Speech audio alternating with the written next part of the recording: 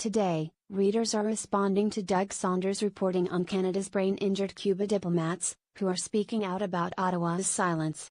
The diplomats say duty of care for their concussion-like injuries has been trumped by the federal government's political interests the diplomatic corps have to protected-like veterans, especially in troubled zones. I get it, Trudeau feels a closeness to Cuba from his family's friendship with the ruling elite in Havana, the C.astros, but the Liberals need to step up.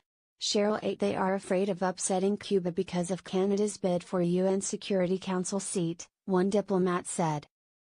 Canada is in the midst of an intensive lobbying campaign to win a rotating seat on the United Nations Security Council in 2021-22. Cuba is considered vital to such UN votes as it holds influence over many African and Latin American UN member states.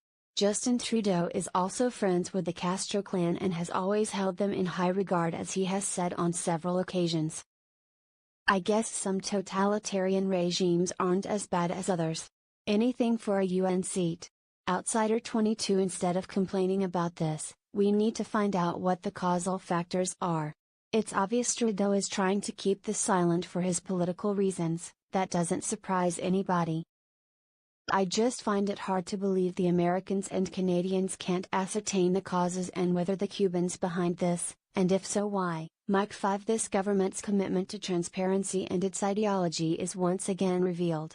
I can't imagine being denied a request for medical diagnosis by my government in this day and age. Tip 2. The article leaves the clear impression that the Trudeau government prioritizes friendly relations with Communist Cuba over the health and welfare of Canadian diplomats and their families. Hope this comes up in question period so that government ministers can give as many non-answers as possible.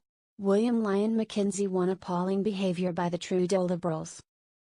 I cannot recall any previous government showing such a blatant disregard for the health and security of Canada's Foreign Service officers and their families. Special 1 If Chrystia Freeland knew that there were multiple cases of these symptoms at Canada's mission to Cuba, and if she knew that senior officials at the Canadian Embassy were told not to discuss the situation with staff, then she should resign.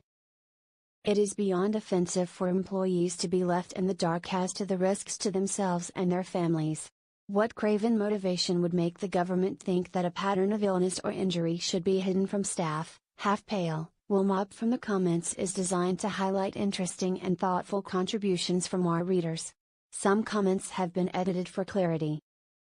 Everyone can read the comments, but only subscribers will be able to contribute. Thank you to everyone furthering debate across our site.